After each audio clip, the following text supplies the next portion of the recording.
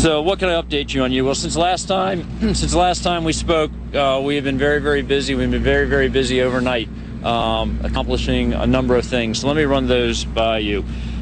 First of all, I'm going to identify our shooter as Darion, D-A-R-I-O-N, Marcus, M-A-R-C-U-S, Aguilar, A-G-U-I-L-A-R. He's 19 years old, and he lives at 4704 Hollywood Road in College Park. It took us a while to identify him. As you know, we were concerned about when the initial officers came upon him, seeing a lot of ammunition on him. We were concerned about whether he had booby-trapped himself. And although his body was not booby-trapped, those concerns certainly were borne out, and I'll talk about that in a minute. But it took us a while to identify him. We were able to use some technology, some robots from some other agencies. We were able to get his identification, and then we had to verify that, and then obviously we wanted to make notification to his family. So Darion Marcus Aguilar is the shooter. We've not been able to verify any type of relationship at this point between him and either of our victims. We can't establish that there is one. We have not been able to establish there is not one. That is an open question. We know that's a important piece of information our community is interested in, but we just don't know that. We're working to find that out now. We do know that one of our victims also lived in College Park. We don't know if there's any connection there or that's merely coincidental. Again, we're working hard to determine that. Once we can establish if there's any relationship or not, that will certainly help us to identify the next big question, which is why this happened. So we just don't have the answers to those questions at this point. And please bear in mind, we're about 22 hours since this happened. So we've gotten a lot accomplished, but we still have some unanswered questions, and we're working on those. We did serve a search warrant at that address late last night, early this morning. Recovered evidence, including ammunition. We seized computers, some documents, things that we will be going through over the next hours and days. The weapon used in the shooting was a Mossberg 12-gauge shotgun. At this point, again, early on, it appears it was purchased in Montgomery County in December. We're still kind of running down some of the details on that purchase.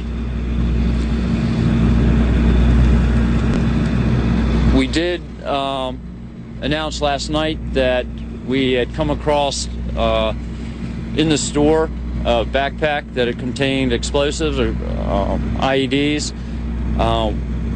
These were homemade devices consisting of flash powder and household items.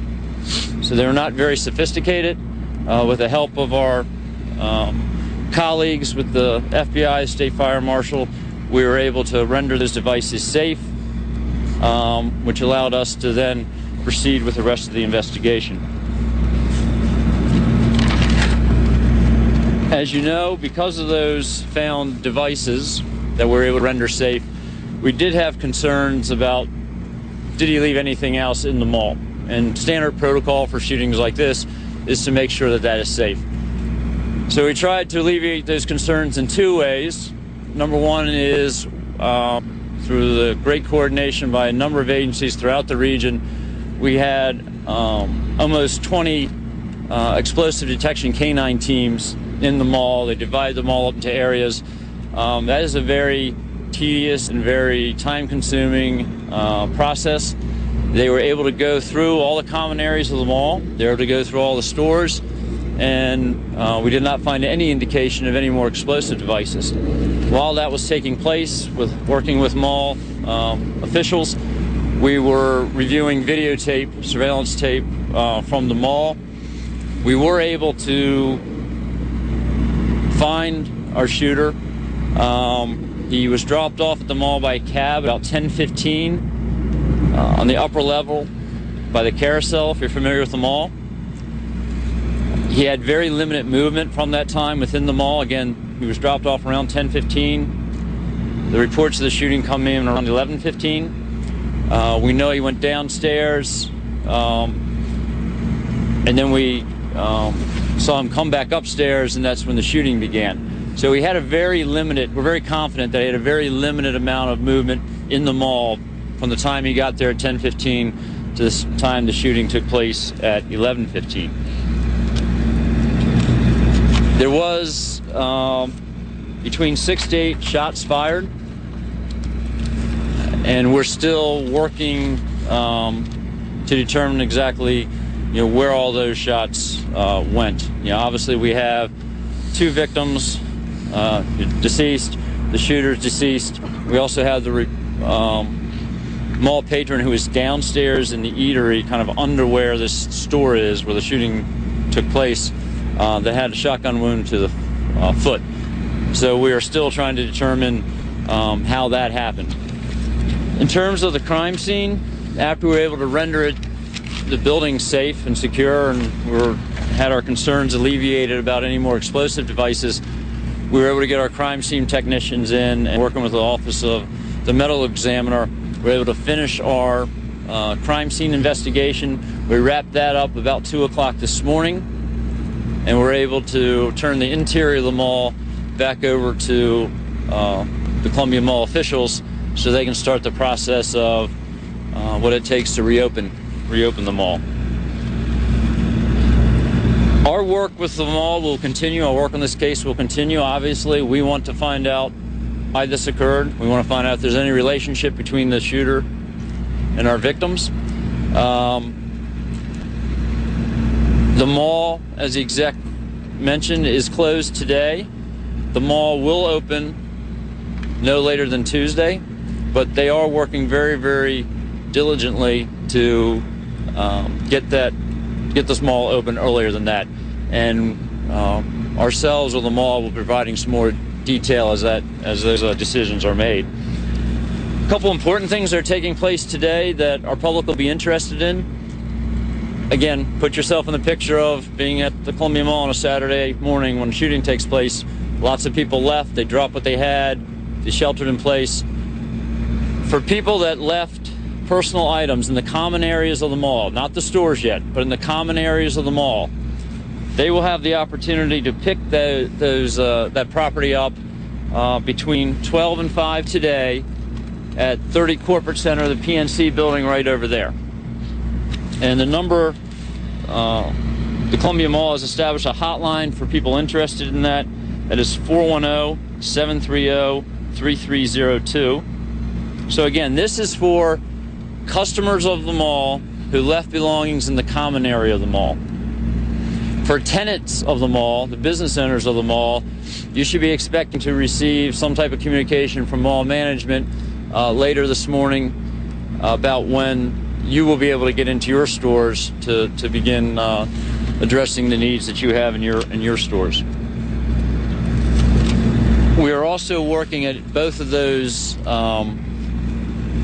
opportunities when people come back in. We're working to have grief counselors on site.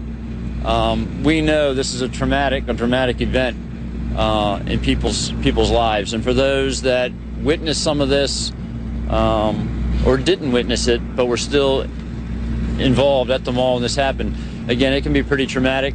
And so we are working to have some initial grief counseling services available as people come in to pick up their property, and again later in the day as we start letting tenants in.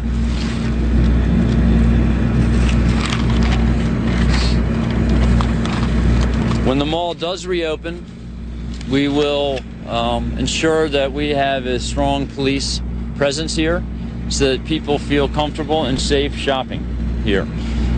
Again, we understand, as I said before, the Columbia Mall has a very unique place in the county. It's not just an economic institution. It's really a place of community. So we understand that, and so we are working closely with the mall officials to allow them to reopen as quickly as we can. So that's all the new information I have to share. I will take a few questions. Chief, what more can you tell us about this shooter? I know you spoke with his parents to know where Yeah, we're still tracking all that down. He's a 19-year-old young man, lived in College Park. To this point, we don't see any type of significant record that would cause us concern to lead us to wonder why this might have happened. I don't know if he's a student or not. Did his parents see he showed any signs of violence? I don't know that. How close did he live?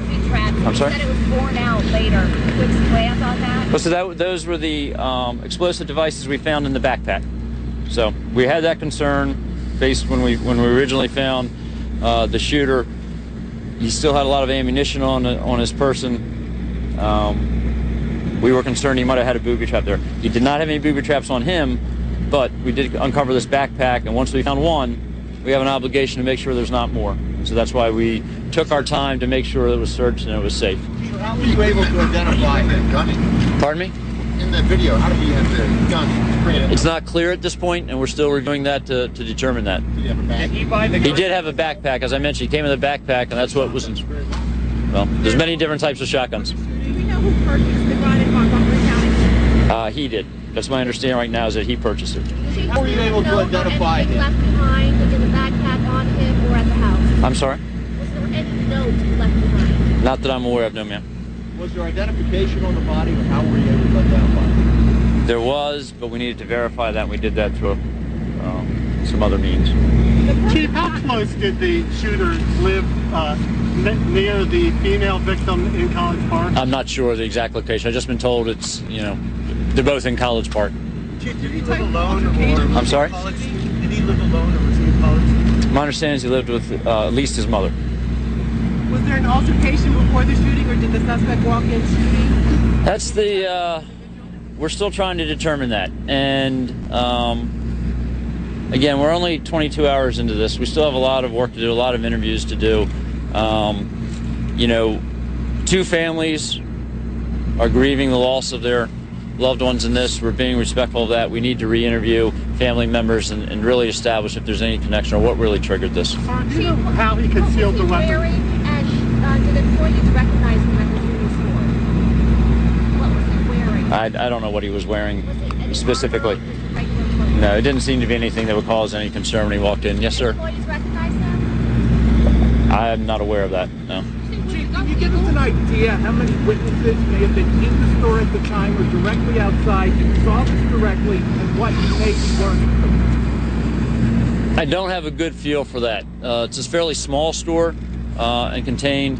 There are a number of witnesses we're talking to. That's all the information I have for that. Chief, do you know if he has a criminal record? I don't know that he does, no. Chief, do you know how many security measures taken in light of the shooting? Will there be additional security measures taken? We will be here, as we have been, until this incident is resolved and we can reopen the mall.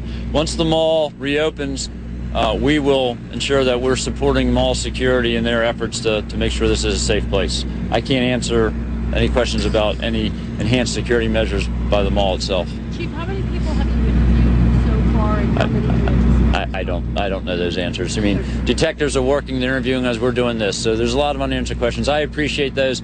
I appreciate your time and your patience. As Sherry said, stay tuned to our Twitter account and our Facebook account, and we will update you as quickly as we can as we get more information. Thank you. Planning another press conference? Is there another press conference? Okay.